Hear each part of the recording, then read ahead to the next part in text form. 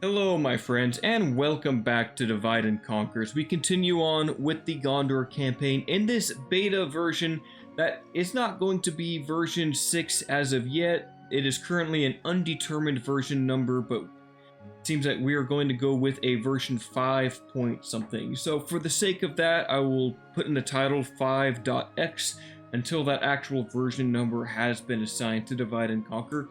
However, you never know, maybe this will in fact turn out to be version 6.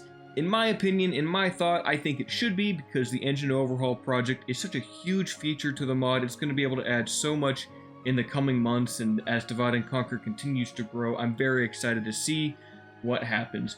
But until then, we will go with the classic naming convention 5.x until I am given otherwise any new information. Of course, some of the other changes that have been included in this update, there is a Dale roster overhaul, and Dale will be getting a script overhaul, so basically their entire faction is going to be overhauled. So far just the roster is complete, but that is hopefully soon to change and we get more Dale content fleshed out. Not that I'm rushing the team or anything like that, I'm just very excited to see where it all goes. In the last episodes, we faced off against a few armies of Mordor here at West Osgiliath and outside of Caer Andros, while also dealing with some pirates over by Anuland. Now, our plan is to take Dinenyan, some Anfalas pikemen, Hirluin, and Captain Kulfinmen here, who's got the Blackroot archers. We'll send them west to try to capture Thar-Agrandas. Remember, the rules of my campaign are that my armies can only be led by generals if they are to attack. However, captains and the like, they can move around the campaign map to reinforce, but I couldn't, for example, give an attack order with Kulfinmen. He would need to be led by a proper general, and for that we have Hirluin of Pinnithgelen. With 4 command stars, he can host 8 troops aside from himself in his army, which is plenty for the west, and as he fights more battles, he should get more command, allowing us to have larger forces. In the east, it's not so much of a problem. We have Captain General Boromir, who has a full, all 10 command stars, so he can basically have a full 20 stack army as he sees fit. It's merely just we're just on the waiting game to get enough troops over here to fill out his army like that. My other restriction, just as a reminder, is I will not be using militia units outside of garrison or town guard duties. So Gondor militia and archer militia, they will happily stay in Minas Tirith, though I could technically probably add them to West Osgiliath as a garrison force. But for right now, I'm trying to play under the role of using professional troops that are Gondor archers, infantry, Thilian rangers, any of the fiefdom troops, and because of that, I am working on getting the fiefdom barracks to allow myself to train all of these very nice units, especially the Emeraldian squires, as that's the only technical cavalry unit that I could recruit under those personal restrictions. But we will have a battle to do against Captain Ukbuk over here, but I want to make sure I'm also grabbing my next unit of Anfalas pikemen, as 4 units might not be enough for Thar-Agrandas, but I feel like having the second pikeman is going to help significantly. So on the next turn, Hirluin, Dinenyan, the 2 pikemen, and Captain Kulfinmen will join together in a force, and they'll march over to Thar-Agrandas. Eventually, we will see Southerners invade, perhaps Khand, Harad, or even the Ardenayim, so hopefully Dol Amroth can keep them at bay just long enough before we have supply lines to send professional troops down to the south, where we will enact a crusade to take Finabel, the capital of Harad. But until then, we have some other things to deal with. We are under siege, the orcs are attacking us, so I think we'll bring out another unit of Fountain Guard and probably some Gondor archers here to help out with the defense. Now, I don't know if they'll actually join the battle from that angle. Let's see. They actually will. It looks like Mordor just has lots of basically trash here. However, they have employed a few Black Uruks, so we'll go ahead and try our best against them. Now, I have changed the shader that I was using. I'm using a different preset, which is focused for the campaign. It doesn't use the cinematic field of view or depth of field modifier, so it's not going to be as blurry as it was. I also want this UI to shine, and this is looking a lot better. Thank you to Wicked and Pythax from the team for assisting me and giving me some comments on making the UI work a little bit better here. Oh, that was a weird jump. That is one thing with the Freecam mod. I am using that for free camera rotation, and sometimes it does get a little bit jumpy. Anyway, are we locked over here? Ah, that's a little annoying. Okay, we can still deploy behind these walls, I guess, so we'll have to do that. I don't know if I'm going to get my trebuchet in a good position, though. This might be a little hard because the battle map is slightly different for our deployment. We might be able to get them through this chokehold here. I'll hope for the best. In the meantime, we'll just get the other infantry over here. And we'll have to just rush across. Trebuchet, please tell me you can go out that way. Looks like they can get under the gatehouse, even though they really technically shouldn't. They are massive. Oh, yep, come on, push through there. Oh, alright, we're good. I definitely need the trebuchet in this fight. Now, because I'm technically assaulting them and it's a siege, the deployment gets a little bit weird on Osgiliath. So now the enemy will be on the other sides of East Osgiliath, which means I might need to attack them all the way over there, which, if that's the case, I am going to put it on 6x speed and crop out the video until the battle has begun. And we are now back. It took a bit of time to get over here, but I finally managed to get the trebuchet and the reinforcements on the other side. This is one unfortunate issue with the current AI, honestly, the fact that they will just run all the way back when they are besieging someone and you attack them. They tend to like to just run all the way back to the far end of the map. Once you start shooting, they will then start to attack you. So maybe it's just like, maybe we can just pretend we actually held East Osgiliath and this force just arrived and we are setting up defensive positions to deal with them. To the trebuchet, who's going to attempt to make some shots, although I don't think I have it positioned that well. Now, they're going to send some troops through this left gate, and they have a few that are moving out to the right gate, just some Orc host. I'm not too worried about them. So I will need to move some Gondorian archers up. It is going to be a little bit concerning if those Orc hosts get too close, so we're going to bring these Gondorian archers out to go fire at those Orc hosts before they get too close to us. The enemy is going to slowly encroach on our position. But as they flood through this gate, we will be ready. We have Fountain Guard garrisoning the street corridor here, and they should be able to hold with no issues. Although, are they just going to run backwards? Are they really just going to run backwards? Okay, well, that's a little bit annoying. Oh, I should have just let them attack me. This would be a lot less buggier. We're still firing up and over the walls at them. There are some Orc Maulers that we probably want to begin firing at soon. Look at the volleys going out here. Right into the Orc Archers. Easy shots, easy kills, lad. I am aiming at the Black Uruks, but perhaps it would be better to hit either the Maulers or the Orc Archers. I'm thinking the Maulers are better. They're a bit threatening, aren't they? That armor piercing is deadly. Hopefully they actually decide to charge through the gates, otherwise this battle will be honestly quite the wash. I think we'll just prepare for them to actually make it this time, now that we're just raining death upon them.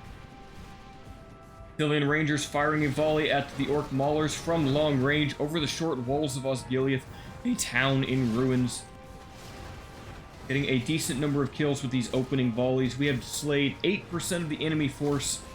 Not as good as I would like to see, which means we're probably going to have to do some serious melee combat here. But if our trebuchet can actually decide to be useful, then we might see some solid damage from it. The question is, though, will it actually be able to fire? I worry that the buildings are just going to be too much in the way. I think they will be.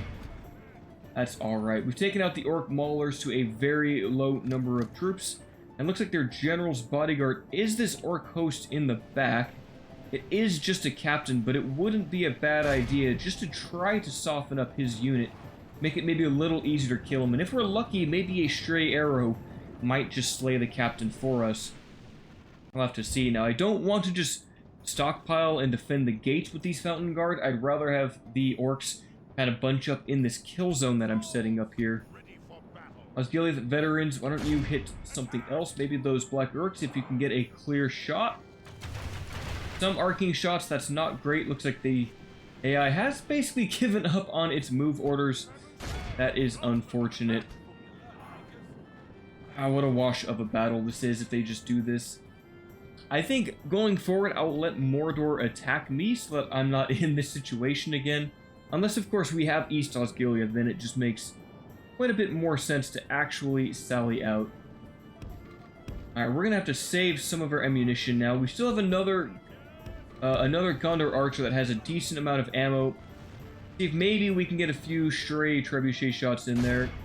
Maybe we'll begin to fire at the blob that's forming over here. If we get very lucky, we could get a huge shot on them. Hirluin Rangers, please get into a better position. I need that like yesterday. It looks like they're just going to ignore our Fountain Guard, so let's just pull them back for now. Maybe try to defend at this street corner instead. We'll meet up with the Gondorian infantry, and it looks like their archers are just going to run directly into us. Here comes some trebuchet shots. Can we get a big volley? Probably not. They are just terribly inaccurate. It is the issue with trebuchets, isn't it? Have them shoot into this blob wherever. Gondor infantry, get into guard mode. Mountain Guard will be here soon to back you up. The trebuchet shot missing again. It's probably going to be most of our ammunition is probably just going to miss all potential contact, but that's okay. If we can just get one nice shot, it's totally worth it. Yes, look at that. A big volley of kills there. A huge amount of, a few stray shots. Let's move the trebuchets again, since the enemy is going to bunch up right over here. Though it looks like the Orc Scouts might be wanting to maybe get a flank around us. Our Gondor infantry have been flanked, unfortunately. Let's get the Fountain Guard in there to help out. We have all of our archers should be firing at the moment into the blob of orcs, which is just great. We're going to get tons of kills like that. This is definitely on the easy mode. This is what happens when you send an orc captain to do a Nazgul's job. Alright, trebuchet, let's aim at the orc host now. That might be their general back there. Soon Boromir will be able to engage. We're going to diversify our fire orders. Another big volley coming in. Look at that, 3 solid hits. We might be able to move again. There is a interesting thing with artillery is that their reload time, it's pretty much like a passive reload interval where you can move them and shoot them. And if you time it just right, you can kind of reposition between shots, and then as soon as you get them to the spot you want, they'll be able to fire just again. Get them a little bit better here. Let's go ahead and fire at the orc host. Maybe I want to kind of target farther back. So getting a volley right in there could be huge. From the Fountain Guard holding the line. Oh, I zoomed in too far. They're trying to pull in. The Orc Scouts are wavering. Some of those shots were very close. Let fly the trebuchets. Boromir's almost out of ammo. A few more shots flying overhead. Mountain Guard are actually really pushing through us here. We're going to activate leadership. And yeah, I think this is going to look a lot better since I've disabled the cinematic depth of field in the shader list. Alright, we need to get off of defensive mode. We are getting breached slowly but surely. A lot of these orc hosts just trying to run through our Fountain Guard, which is doing a decent amount of damage, which I don't like to see. Alright, Boromir, let's have you get ready to engage. We'll let the trebuchets fire maybe one more time. What are they firing? Are they still firing at the back line? They are. Alright, I feel comfortable enough to send Boromir in. As long as the trebuchet just fire in the back line. Maybe we'll throw some cow carcasses at them. Maybe see if we can break the morale. These Fountain Guard not having the best of times right now. Alright, let's shoot at something a little farther away. We managed to make the Orc Scouts flee. The battle seems to be swinging in our favor. Yes, it definitely is. Can we slay their general, though? A lot of Black Orcs just running through the lines of Fountain Guard. Upgraded Gondorian infantry. I love the new visuals on them. They look absolutely amazing. Flashing in the lines with the orcs. We get some more cow carcasses. Trebuchets, move up. Without their general, they may lose heart. Wait, what? Our ally? Oh, that was the captain of the Fountain Guard. Okay, that was a little bit scary. Alright, archers move over here. We have lost quite a few to this just conclave of orcs pouring through to try to capture our... They're probably going to try to capture our flag post, aren't they? Our rally point. But we're still holding well here if we can just manage to hold it a little bit longer. Some of them are fleeing, which is good. The orc host getting a flank in the rear here. Athelian Rangers, I hate to send you into melee like this, but it's kind of essential. The enemy is shaken. Can we activate another leadership? These archers might be able to get some shots off without going into melee, which would help. Remember, archers also help reduce the morale, and looks like we've killed their captain. The Black Lions have showed up. Yes, there goes Captain Ukbuk.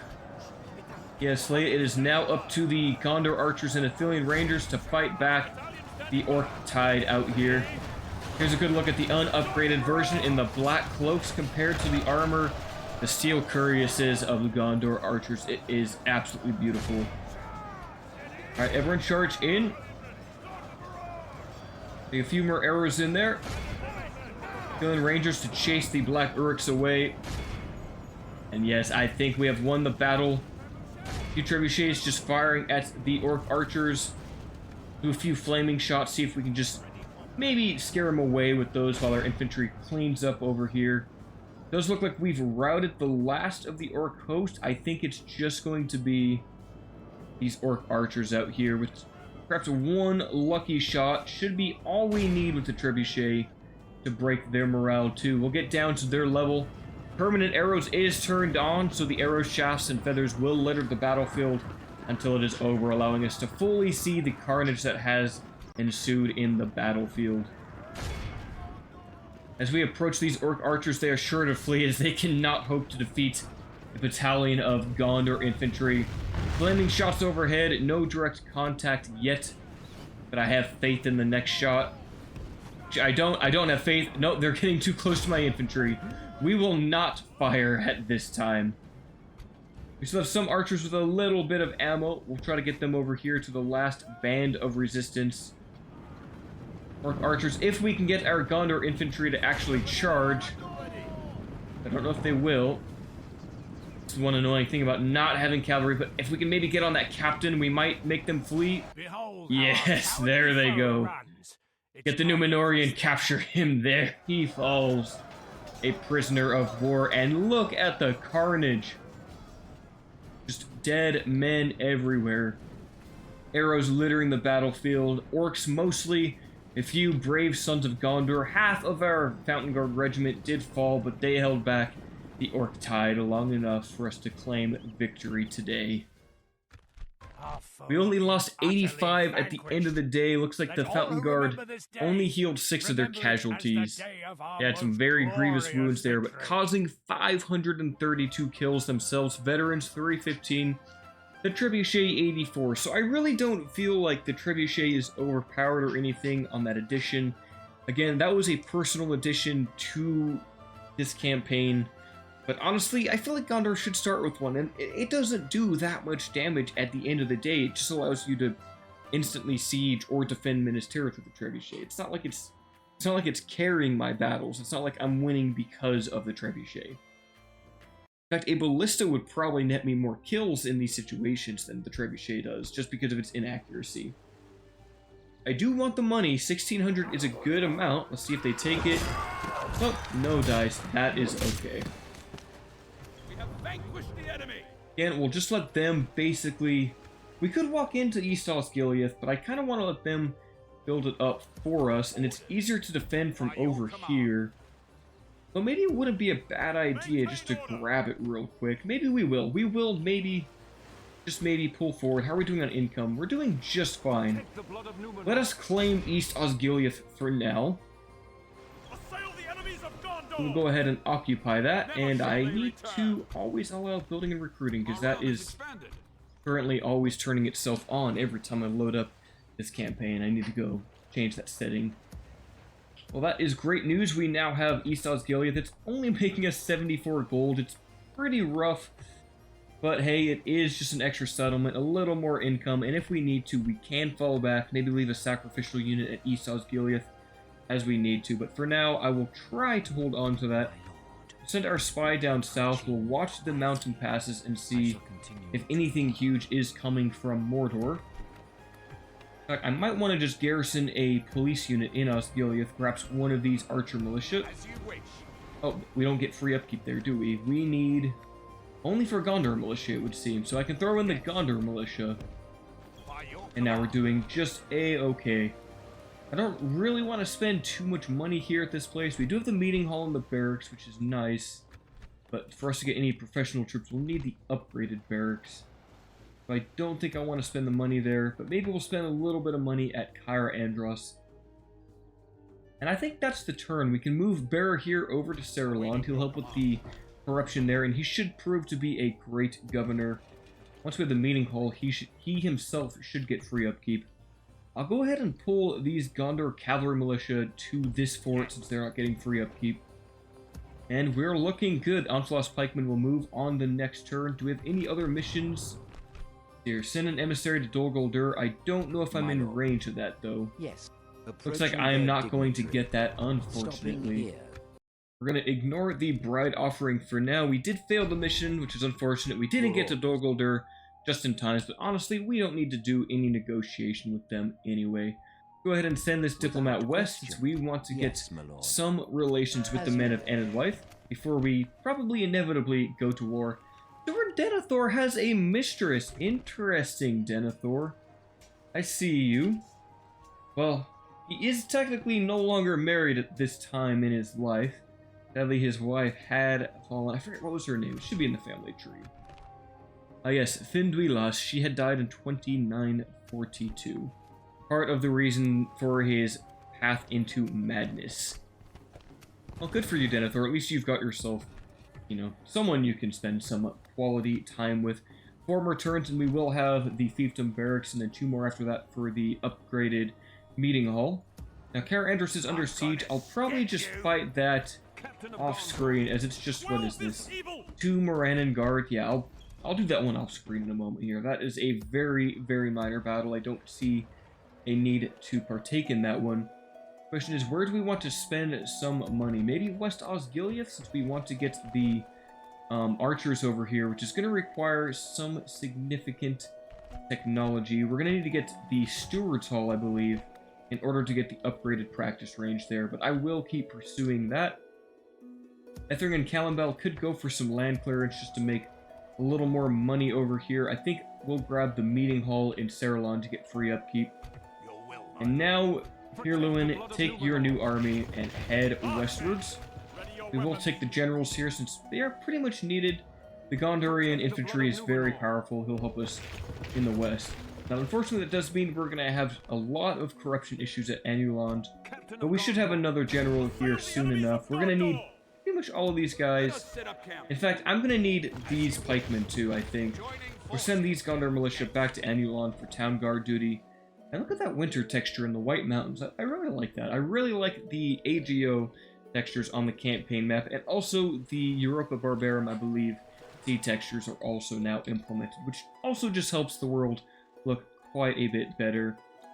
Though I kind of like the simplicity of old classic Divide and Conquer. There's the simple greens and whites on the battle map. I always thought it looked kind of nice. Or campaign map, I mean. I will take these Fountain Guard and Faramir to help us fight the battle at Caer Andros here. And I will just go ahead and take care of this one off screen. So I will join back at the end. And that battle was super easy. 2 units of Morannon Guard just absolutely got crushed by our units. I only ended up losing 2 men from the Captain's Bodyguard. And we'll just try to ransom them. 143 gold doesn't hurt, but Mordor will not pay for its orcs, as we have discovered.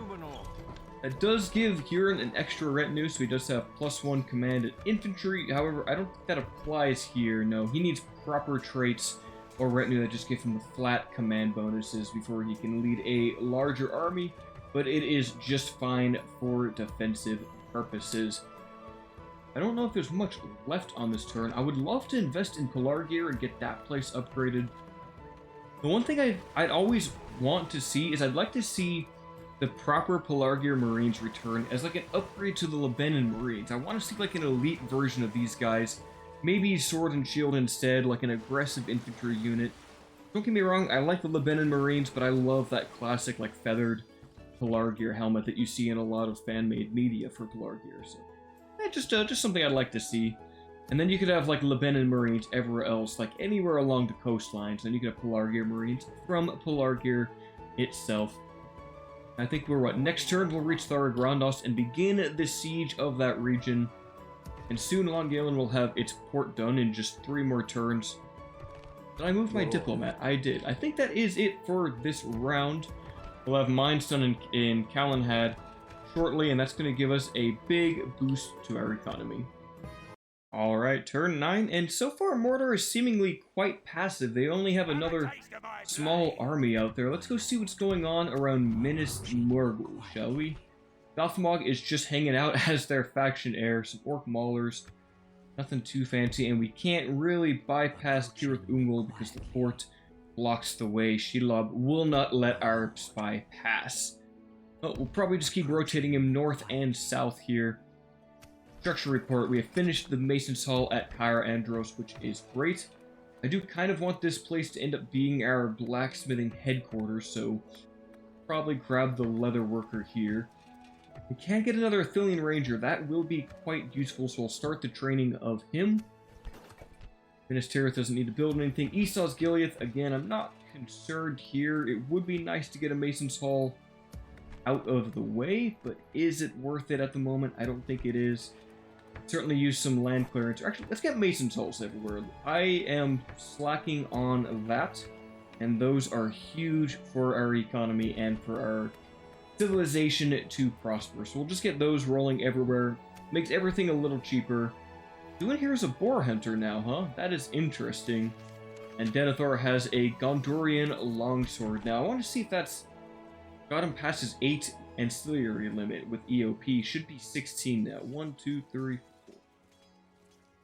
He's at 8, but he should theoretically be able to get more with the engine overhaul project enabled, though. We'll have to wait and see on that. The West, Hirluin of Penithgalen, and I love his strategy map model with the green cloak there. I always thought that looked great. He will now besiege Thorograndos, and I don't really plan to attack the walls. As they have Druidine hunters, I'd rather them come out to us.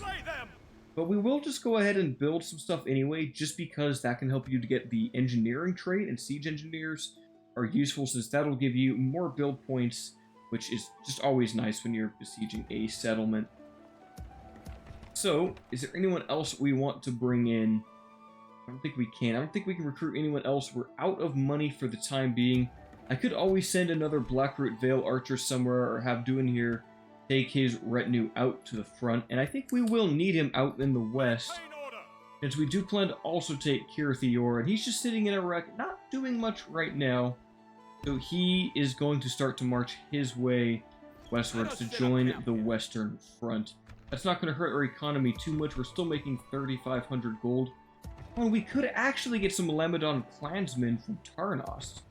Get them from anywhere else. I don't think we have the infrastructure, but that is another key unit we can grab from the center of our empire. Basically, the Gondorian Empire will conquer all of Middle-earth, at least all of the Orcish nations of Middle-earth. Everyone else is our friend. If you're human, man, elf, or dwarf, you're cool, but anyone else, yeah, we've got a problem. Orlan would also be great in the front line to help us defend these settlements, but I don't think I need him yet. Not until the Nazgûl start to show themselves. Only then will I think I desperately will need Forlong in the front line. And I do want to show him off, because he does have the new visuals, but for now we'll keep him in Karasast until we can maybe get another general out there. Move Halthor out to the west, get him a little bit closer. Looks like Rohan's about to deal with some orcs up there. We still have another rebel army, but I'm just not gonna interact with them, at least for as long as I can. 10 turns in, and another bride was presented for Dervonen. Now, who was Dervonen anyway? I need to look at this. Was he is not the new guy. I am confused. Looks like he's not actually in the family tree. Not sure where he is. I guess we'll check our generals. I thought you could only get brides if they were in the family tree. Maybe that's something with the engine overhaul project that's changing that. Or am I just misremembering? Okay, Daruin is the general who's stationed at Ethring. He is the Lord of Ethring, so he's probably going to stay there for most of the campaign, just as a governor. Yeah, you know what? Why not? Go ahead, Daruin. Have some kids if you want. Population, we are number 2, just behind Mordor, but financially we are not doing great, but the AI gets tons of gold anyway. And we just got the mission to go back to Dol Guldur. I don't think I'm even going to bother with that. We're gonna keep going west, maybe see if we can get some map information with Rohan. I don't think they'll take it. Okay, perfect, they do. I like to color the map with the nations, and I'm glad that Rohan was willing to give that to us. Normally, I think it's better just to sell your map information for gold, but that can be a little bit cheesy. For now, my goal in this campaign is just to see everyone, and... Oh, uh-oh. See that on the UI down here? That is usually indicative of a bug that's about to go down. I'll do the rest of the turn and give it a quick save before I click any of that. I think clicking those might crash the mod, unfortunately. Let's grab that Mason's Hole. Galahad got its mines, so that's going to make a ton more money. Probably grab... I kind of want to get the siege works going here. What do we need to get trebuchets? We need at least a leather worker. Oh, and we need a stronghold. But we could at least get catapults. Maybe we'll work on that. Get a meeting hall first for some more free upkeep. That's everything. Henry got an inventor. That is nice. To give it a quick save there. Is that going to crash? Nope, it's just a weird UI thing going on there. Okay. I remember in... Maybe it was the original Third Age or some other mods, but sometimes you would see the UI bug out like this, where like character portraits would show up, and if you clicked on them, it would cause a crash to desktop. That's not happening right now, so I'm just going to ignore that for the moment. Now, I might be able to squeeze in an expansion right over here in Southern Ithilien. The problem is I don't really have the troops for that. I kind of want to grab a Lamedon clansman out here. I want to get one for the western front, since we're about to finish the fiefdom barracks in Minas Tirith very shortly. Anywhere else we should spend money at? Fandulon could be okay for income. Nothing too crazy here, though. Get the Mason's Halls going. That way we at least have those covered. And I probably won't invest in Rethel at all. It's not that useful of a settlement. Karnos is kind of in the same way. Although, can we get the Dol Amroth stables here, or am I misremembering? I don't think we can. Get a stables, we just get the normal cavalry. Nothing too special over here, which is totally fine. I think we can spend some money in Annulon, though. We'll definitely want to get the corruption reduced here. Keep on besieging this place, just keep making siege towers. I think it's just going to be a few sequences of ending turns, which is okay. I think I'll send these Fountain Guard back to Minas Tirith. Can we get some retraining? Not yet, but we can station a fresher unit up on the front line here, and we will do that. We are spreading ourselves a little bit thin, and the orcs are gathering more numbers up here, so we'll have to be wary of that in the coming times. It's tempting just to start to get Forlong out to the front lines, and I think it's going to be very important, because the Nazgul should spawn on the next turn. We'll let Forlong sit for one more stage before he goes out. The Dark Lord is unveiled. From the White City, Denethor has kept a steady vigil over his land, watching for threats from the south and east and helping to maneuver Gondor's forces accordingly to safeguard the people. But his use of the Seeing Stone has attracted the gaze of another user, Sauron, the Dark Lord of Mordor. The malevolent Maya occasionally whispers to Denethor. Sauron wishes to turn the stone against the steward in order to undermine all he has done so far to defend the free people. First Gondor, then Middle-earth, and it all starts with a simple stone. So that is the beginning of the Denethor script. So Denethor will start to battle and deteriorate his mind in his fights against Sauron here. Still has extra authority, troop morale, and command, but eventually he will do great and become a shriveled up steward in due time. Isengard and the Elves of Lothlorien have gone to war against each other, and we can see Mordor is amassing a new set of forces here. Captain Kruklik and Captain Aztharak are probably going to team up on Caer Andros, so it might get a little sketchy over there. We definitely could use some reinforcements. It's a good thing we're getting the Athelian Rangers now, but I don't have much else that I can grab unless we start grabbing Militia to police these regions. I definitely don't want to invest in upgrading that. That's going to cost us way too much. Check the other construction report. Llangelyn finished its port, and now it is soon to make plenty of income. 1,000 gold per turn just from that trade alone. That is insane. And I think it was, what, maybe 500 gold before, but the second you get that port running, it makes tons of money. We can get another 200 from the shipwright, but it's going to take 7 turns. We're going to get the Master Mason Saul, because we're going to be really investing in economy there. Etherin got the land clearance, which will help it with its farming economy. We'll grab a Mason Saul. Kalargir, Kalimvel, Karasast all finishing their respective Mason Sauls. Grab a grain exchange. We're just going to keep on worrying and focusing on our income for now, since we don't have too many units at the moment. But I do think it's time. We do need to get Forlong up to the front line. He will be very useful in these upcoming battles. We'll lower the taxes in Karasast. I would like to get some... I'd like to still have population growth here, and for that we really need to get the land clearance going. Perhaps another turn and we can do that. Keep sending our diplomat westwards to get some treaties with the folk of Enedwythe. And I don't really like just standing around and not doing anything, but we have a good position here. If the orcs attack us at East Osgiliath or at Caer Andros, I can basically bounce Boromir's army between them, and if I have to lose East Osgiliath, that's fine. It's not important to me. West Osgiliath is, and so is Caer Andros, but the East, I can live without it at the moment. Can we retrain these Fountain Guard? Yes, we can. That'll be useful. That took pretty much all of our gold, but having a full unit of them is going to be quite useful indeed. How many more turns until they sally out? 3 more, so soon we'll be able to fight them out on the open field. I might be able to coax them a little bit earlier if we withdraw a pikeman from this army. Might try that. Let's see if they come out on the next turn, because having that earlier than later would be pretty nice. But we did get besieged over in Caer Andros, so enough of the end turn phases. We finally have another battle.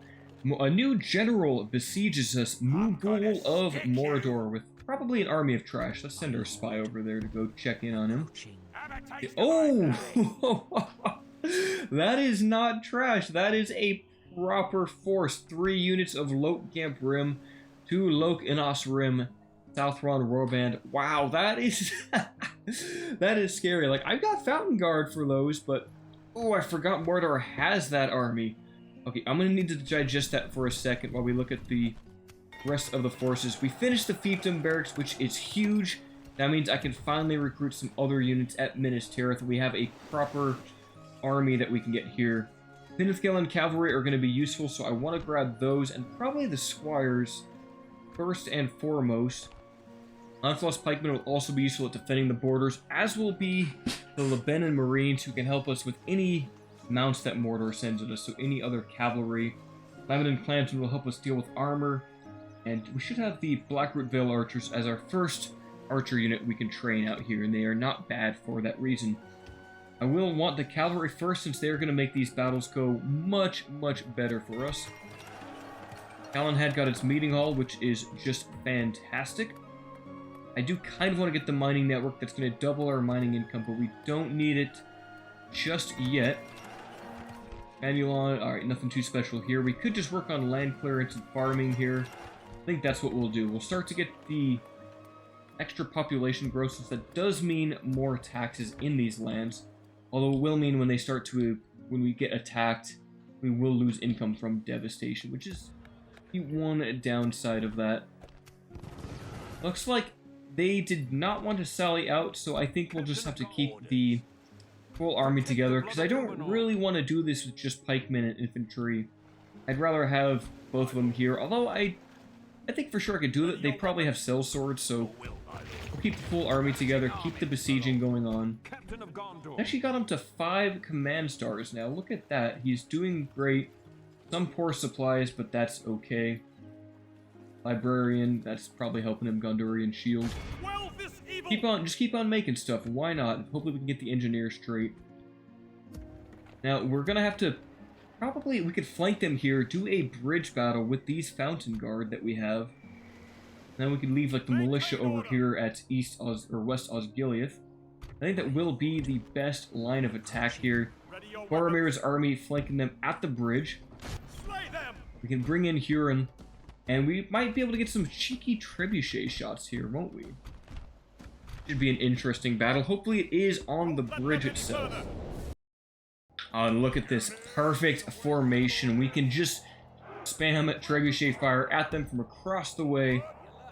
Hirluin Rangers are able to shoot across this gap also. We have tons of archers, so really this is like the ideal situation for us. We'll want to back up a little bit, just give the trebuchets plenty of time to fire, and just kind of hold a line here. I just want to make sure I don't hit my own guys. That is the one concern. So for now, I think we'll just do that. Maybe put a few over there. Trebuchet, we'll let you just fire maybe right at the middle, hit the Southron Warband, and hopefully any scatter fire can just hit someone over there. Oh, look at that, getting a few heavy cavalry with one of those volleys. That's worth it. Alright, looks like they are going to push forward now. That's okay. Send them forth. Let them do their worst. Although, oh, if they charge, they use their cavalry on my general, that's not going to be good. That's going to be very bad. So, for that, oh, I am tempted to withdraw him. I think maybe he'll be okay. I think he'll be alright. There's some Athelian Rangers out there. Let's do this. Let's just get them right on the line here. Okay, that should do. Go back to the battle line. What's going on over here? Get another trebuchet shot. Hopefully we don't hit our own men with it. That wouldn't be great. I go right up over the lines. Close range shots into the Gomp Rim. Beautiful, beautiful stuff. Getting a few more point-blank volleys in there. Look at that. Shots going in at the Lôke-Innas Rim in the back. That one only got 3 kills, I think, though. Gondor archers are now engaged in melee. That's okay. If we continue like this, I don't even mind if we get stuck into melee here. I really don't. We can get maybe one more good trebuchet shot in there. Although I think they're too close now. Yeah, they got too close. Alright, Fountain Guard, get in there. There, yep, for sure. We can target the enemy back there, though, with the trebuchets. Oh, please do not move forward. Please do not move forward, trebuchets. Alright, let's activate our ability. Right, those pikes are going to be quite deadly. There we go, that's what I like to see. Are they retreating? Surely not, right? I don't even know what the trebuchet is fighting or firing at. Okay, here comes the Lôke-Innas Rim. We need to be very careful of that. Come on, can we get maybe one big volley on them? Let's send back our reinforcements now. I think it's time they join the fight. Oh, a few failed shots. That's okay. We'll have to get the Fountain Guard on there. Don't let them charge. Please don't let them charge. This is great. Ooh, they're going to do a lot of damage to our Athelian Rangers here. But we do have the Fountain Guard in a good position. A few more trebuchet shots right at their bodyguard. We might be able to get a good kill on him. Fountain Guard, move up, please. This is a bit brutal. We've only lost 5%, though. Get in there. The Golden Knights of Ruin versus the Shining Silver Armor and Steel of Numenor. Another thing I have done is I have split my recording software to change my audio channels. So hopefully I can, basically not hopefully, but what I have been doing is splitting the game audio from my mic audio, and that allows me to go in and editing and split them and change the levels to make things basically a bit more palatable for a listener's point of view, which is something I should have done a long time ago. It took me a long time to actually get used to that. Alright, Gondor infantry, let's form up like that in case we get a charge from those Lôke-Innas Rim. I don't know what the trebuchet are doing. Lôke-Innas Rim are routing over here, which is great. Send them over here. I think we need to get Boromir in combat. I don't know what's going on over here. South One Warband, Lôke-Innas Rim. They might be doing an organized retreat. Get the Orc Bodyguard then. Let's do regular shots, see if we can get some better accuracy like that. Mountain Guard fighting the Lôke-Innas Rim. Ooh, almost got a shot there, but we missed. I just love being able to zoom in that much. It's so nice. Come on, Fountain Guard. Please attack the cavalry a little bit better. Anything? Alright, no good shots yet. That's okay. We are soon to engage with the Lôke-Innas Rim here. Let's pull back those Athelian Rangers. And I did get a comment, I forget by who, but someone mentioned I was getting a little rusty with my micro, and that is absolutely true. I haven't played much Medieval 2 in a while, other than the faction overview videos, but hopefully that changes as we get back into the swing of things here. Alright, we need to go support our general over there, since he's fighting Lôke-Innas Rim alone. Isn't really ideal. Like, definitely not ideal. We get maybe one good shot on the general, or are we gonna have to run in on them? We probably will have to run to them. Hirluin can hopefully survive for a bit longer. Knock their bodyguard down to only 23, which is good. Go fire at someone else farther away. My archers move forward now. It is time to engage with the enemy in close range combat. Right, Boromir, let's run you forward. Use your ability. How are you doing over here? Not great. Not terrible, though. Captain's bodyguard fighting decently well against the Lôke-Innas Rim pikemen of Rune. Still, they are pikemen. They are hard to kill. Probably shoot at those ones that aren't engaged with their general. Mountain Guard should be able to kill the Orc General in seconds here. The combined arm strategy is working well. The veterans and swordsmen, along with the pike wall, guards of the Fountain Court. If we kill him, the rest of the Runic army will be soon to flee. And got a little Discord notification there. I always forget to mute that when I record. Might be a skill issue. Alright, I think... Alright, archers, you don't need to be in there. Gondor archers, keep running, please. Oh, I didn't mean to move these ones. Hirluin, you could be doing better. You're not really beating these Gamp Rim. You're just kind of stalemating with them. Is fine. Oh, no. Are those... Okay, they're routing. I thought the two riders I saw in the background were coming back to attack me. Okay, hopefully that means we killed their enemy general. Yes, he has fallen. A few more volleys cleaning up this unit of Gamp Rim, and we should be able to rout them away. Oh, these guys are getting a little bit closer now. Here, come on, Athelian Rangers. What are you guys doing? Please get up here. Oh, no, no, no, no, no, no, no, no, no, no, no, no, no, no, no, no, no, no. None of that, please. Well, I guess it worked out. It worked out. I will take it, I guess. Alright, Lôke-Innas Rim do not want to flee at this time. Let's get rid of the light armor. Oh, there they go.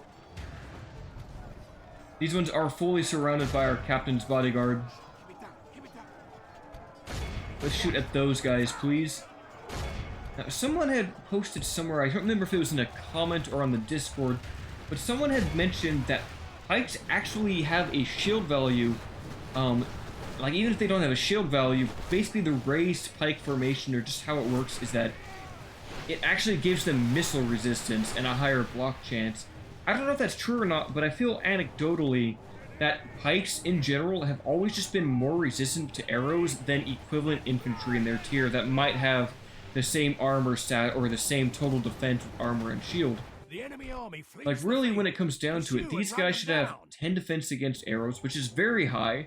But even something like the Doonhird pikemen that only have 2 armor and no shield seem to just withstand arrow fire much better than even dedicated shielded armored infantry. Now that is purely anecdotal, but whoever mentioned it, if it was in a YouTube comment or if it was on the Discord, they mentioned that someone did a test on that. And I feel like that might be true, and that has some merit to it. Be awed by the Lost victory 78, we killed here 942, veterans getting 128 kills. The Hirluin Rangers doing the most with 177. That was probably the unit that I sent to shoot at the South Iran pikemen. Overall, very good performance from everyone involved, except for the Gondor infantry. Only 14, but they weren't really doing too much at the end. You know, at the end of the day, they were just there to hold the line. Took a lot of casualties with their rangers, but they dished out tons of damage themselves. And that takes care of a very, very powerful mortar army. Those Lôke-Innas Rim in a full stack would not be fun to fight. They are gone from these lands. Stacked their camp, giving us a little bit of money, which is always fantastic. I think for now, Boromir will probably just retreat into Caer Andros for the turn being. Send these Gondor militia out to East Osgiliath just to hold it for now. Police duty. Probably going to lose that settlement in a second, but that is a-okay. 1,195 gold. The question is, where do I want to spend that? I don't want to get land clearance here until the rebels are dealt with, and hopefully Rohan does that for us. Pelargir's upgrading. These settlements are all upgrading, except for Tarnos, but I don't really care about Tarnos, although it would be good to get Eorthorn out of here, because he's not going to get free upkeep unless I throw him into a fort. And he is kind of a fun general to use, especially if you can give him all of the retinue that increase his bodyguard size. He becomes very, very useful. Question is, I think he will be used to defend against Harad when the time comes. So it might be worth it to maybe invest in some blacksmithing upgrades here. Maybe see if we can get him some armor. Better than nothing, am I right? So let's just grab the Mason's Hall. We'll plan on that, because I want to beef him up over time. Doing here is making his way west, and we'll have the Siege of Thara-Grondost over very, very soon. Could also spend some money over here at Anulon. We definitely need to, but I'm out of money. Oh, we'll just go ahead and burn the turn. And the clans of Edelweiss approach us first. This is great. They want trade. I'd love to get some money for that. Maybe we'll send some map information their way. And maybe we can get a decent amount of money for this. Let's try 1,500. That feels low to me, but they took it. This seems I will definitely take that with them. So perfect. We have a little bit extra money. We have some trade, and the beginning of our relations have begun with Edelweiss. Actually, the turn times have been very fast in this update as well. All right, next turn, Daruin here is going to go ahead and join the Western forces. We're making quite a bit of money now, 5,400 a turn. Honestly, having Longalen build that port is just huge. Here, Andros finishes leather work or ethering the Mason's Hall. So in Saralond, do we get good mining income here? Not particularly. Maybe we'll grab chicken farming. It's not too expensive, or maybe public fountains. I think we'll grab the fountains. Maybe we can get some good traits on this man and some good public health going over here. Ethering got the Mason's Hall, so that's just going to make everything a little bit cheaper. Mines actually make solid money here, too. Just go ahead and grab that, get the early mining income going. That will certainly help. And I think what we're going to finish this episode off with is going to be the siege at Thara-Grondost here at the end of the next turn. Could go out and fight Captain Yagrat. We don't have our cavalry yet, though. They're not too threatening. I mean, what's really in here? It's just trash. It's just entirely trash. We'll have Boromir probably circle back out there in a turn just to help clean that up a bit. Is there anything else we can recruit? We're going to have our cavalry very soon. And the Governor's Quarters. Is the Governor's Quarters the one that lets us get the barracks? No, we need the Steward's Hall to get our infantry and spearmen. I guess we'll... Can we not even... We can't get a single building here. Wow. But I thought we would with 1,600 gold, but I guess we cannot at this time. I guess maybe we could invest in Callambel. Callambel could get some land clearance. And once you get these farms upgraded too, and your generals get farming traits, they become very, very profitable. So we'll just end the turn. I'll let those orcs attack me, but we'll fight the siege here at Thara-Grondost. Captain Daruin versus Hirluin of Penith Galen. And this is why I didn't want to fight this battle on the walls, because 4 units of Druidine Hunters and a Sellsword General is quite powerful. So it's honestly for the best to take it to the field. Even by pulling out some of my units to try to coax them to attack me, it's just so risky because those Druidine Hunters are good against cavalry, they have poison arrows, they just absolutely destroy your cavalry in melee, which is a bit scary. But we'll bring our... Oh, I gotta make sure not to press the middle mouse wheel. I do that too often. With the Onslaught's pikemen, try to take the brunt of the force. Send an Indian off to the side here. And ideally have our cavalry over here as well. Now the towers might shoot at us. I think that's okay. This is a huge settlement. I mean, this is supposed to be a regular castle, and it is just a huge battle map. More of a large town than anything else, really. I wonder if Tharagrandus is using the wrong map. I could have sworn it used to be the smaller map, but maybe I'm wrong. Alright, we are taking a little bit of damage over here. Let's send our cavalry out. See if maybe we can get a cheeky kill. And if those are ballista towers, I actually really don't want to be taking shots from those on our general. I think we'll have to fall back a little bit. I don't want to be taking ballista shots like that. Yeah, let's keep running. We will try to get a cheeky charge on the Sellsword General. Just see if maybe we can get an early kill. Help with the morale difficulties. There we go. We did collect impact on him, but it looks like he will survive the charge. That's okay. We'll pull back. We did kill a decent amount of them on that impact, which is good. We gotta charge onto these Druidine Hunters, though, without their spears out. A few early kills, their backs are turned, which is gonna help us smash through their defenses. I mean, even with their spears, they aren't terrific units, but they do have that anti-cavalry bonus, which we don't really want to deal with. Alright, are you guys in range? They are shooting at the Druidine Hunters, which is nice. Get another charge onto these Druidine Hunters, since we can get them right in the flank. Taking out the Druidine Hunters swiftly with the Blackroot Vale Archers, who aren't too bad at the end of the day. Big charge right into the side of the Druidine Hunters, and I just love how powerful Medieval 2 Cavalry is. Just outright deleting a unit like that. Blackroot Vale Archers doing a great job at taking out these, dare I say, native folk. Can I say that? I don't know if I can say that online. You have 4 missile, which isn't bad, but is average accuracy? Yes, it is. So not the best, but they make do with what they have. We've made this unit go down to 60 Druidine Hunters. We'll probably switch targets soon to the next one. Remember, the weaker a unit is, the lower its morale becomes. And if we want to cause routes, we kind of want to spread out that damage somewhat. I think they're mostly outside of the gates. They still have a few bandits left in there. We'll let them get their forces out here. It's a little bit janky. I absolutely love this camera mod. Just being able to just spin around, look up and down with the mouse controls is very nice. We're going to take a little bit of counterfire. That's okay. We are in loose formation, and we're decently well armored here.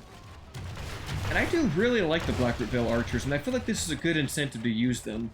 Like, accuracy-wise, they're more or less the same as Archer Militia, but with a better attack stat. Like 1 more missile damage, but they also have the 2-handed swords, which gives them a decently high melee attack. Like, it's not amazing, but I think Gondor Infantry have a melee attack of 5? Sorry, Gondor Archers, not Gondor Infantry. But these guys have a melee attack of 6 with those 2-handed weapons. Arguably, I think maybe they should be a 7 or 8 with those 2-handed swords, but that's just me. Now, looking at them, they're more of like a hand and a half sword than anything. Maybe like a bastard sword. Another Discord notification. I really gotta watch that. It's the Return to Moria Discord announcements are happening at the moment, since the game is launching tomorrow at the time of the recording. In fact, when this recording goes up, it will be the day that Return to Moria comes out. And I am basically under an NDA not to talk about what I experienced in the betas, other than that I did participate, and I did complete the game, which was quite nice. It was a very fun game. I really much liked it. It's probably not the game for everyone, but if you enjoyed Valheim or that sort of thing, you will probably like Return to Moria. Right. Is there a whole army outside of the gates? I think they are. So let us bring forth the Spearmen and Denenian. It is time to engage now that we don't have to particularly worry too much about the ballista turrets taking out our generals. That's just never fun now, is it? Look at the sheer amount of arrows we've left in the ground here. Still getting a good amount of kills here. Druidine Hunters are very vulnerable to arrows, and we're getting some damage on the bandits as well. Denenian gets involved, my good sir. Switch our target to the sellswords over here. Like, there might still be an odd shot that comes in, who knows? Run, Denenian, get into melee, please. Oh, no charge animation, that's annoying. Okay, this is quite the potent combination. Combined arms, Gondorian infantry with the Amphalos pikemen to help them in the melee combat. If we continue like this, Like the Druidine Hunters are going to try to smash into us with their spears and crude primitive weapons, but the Gondor infantry are just too strong. We have a V formation with our pikemen. This is great. Also, we're taking a little bit of damage here. You know, let us get the Blackroot Vale archers into melee. Why not? Get one charge on the flank here. We're not going to kill the general, but we will hit one side of the sellswords. Going to activate defensive stance, get that rolling, just give our troops a little bit better of survivability. Right out of there, Penethgellan cavalry. Hirluin doesn't have that many hit points, so if he goes down, that's going to hurt a lot in our campaign, and I really much just don't want him to go down at all if I can help it. These guys do still have a decent amount of ammo, but let's just get them in melee, have them clean up the Druidine Hunters. They might just run away. Come on, get the charge animation in. They're going to countercharge us. Bastard swords, get out there. Front ranks coming in. Beautiful, beautiful, beautiful. I love two-handed swords. Although these aren't the biggest two-handed swords, I think they're decently large. They're definitely more like bastard swords than anything. Alright, rear charge, since they should have a decently high charge bonus. Oh, they do have 7 melee attack. 6 base, yeah, 6 base with the upgrades there. 8 charge, though, makes them very, very useful as a shock archer unit, which you don't really see much. Like, I don't think you really see it anywhere. Here they come into the back of the sellswords. Can we get some big greatsword damage there on the impact? I mean, look at the size difference between the greatswords of the sellswords and the swords that we have here. I guess it's more or less the same as I look kind of closer in combat here.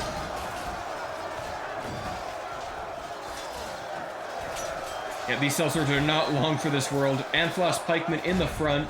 V formation. Spears in the back. Here, these bandits did rout, so if we can just make the sellswords die here, kill the general, that is the battle. I mean, look at that formation. That is just so cool. All these Amphalos pikemen fighting together. The Blackroot Vale's in the back. So that is awesome. I love that. 188 here. Blackroot Vale archers, 240 kills. I mean, most of that was just against Druidine Hunters with arrow shaft, but still. Like, making yourself not use the militia really forces you to use these lower-end fiefdom units that you might not otherwise use. I mean, Amphalos pikemen are great, but how many of you actually use the Blackroot Vale archers in the campaign? I love these mixed tactics. Pikes and Blackroot Vale archers, Penethgellan cavalry. I think it makes the battles a little more interesting instead of just having, oh, here's my Gondor militia and my territorial guard. Just something different. Something different. We'll occupy that settlement. Now, I will say there was someone, I don't remember who it was, but there was a person that did a campaign like this. I don't remember if it was Izzy or maybe it was Lionheart or I don't know who it was, but someone else did a campaign where they did like Gondor without their militia, and it was an interesting campaign, and that's basically where I got the idea from. If anyone does know who that was that did this first, let me know in the comments below and I can give them a little shout out to their campaign. So it was in a much earlier version of Divide and Conquer. So that will pretty much be it for the campaign. We'll just run through the construction report real fast. Governor's Quarters is done at Minas Tirith, so we can grab that Steward's Hall. Yeah, we should grab that, and then maybe get the Master Mason's Hall. Like, it would save us more time having this and money, but I feel like having the Gondor infantry out sooner is better. But I really like that building cost reduction, because that's ultimately going to save us more time. We're going to go for the Mason's Hall. We're going to finish that out. Probably go Mason's Hall, Steward's Hall, Barracks into the Guild House, and then go from there. Just because I want to have the infantry out as soon as possible, and being able to retrain them is going to be key to our campaign. Blugger got a grain exchange. That'll help with its income. Probably grab some communal farming. We'll work on that for a bit now. Try to get the population growth to increase, and Tarnos got its Mason's Hall, so that helps. Mines don't do too much there. We'll just grab a bit of land clearance for now. I wonder if the way station would give us free upkeep. I doubt it for that general. But yeah, next episode we will have a fight against Captain Yagrat and probably some additional construction. But that is it for today. So until the next one, my friends, farewell.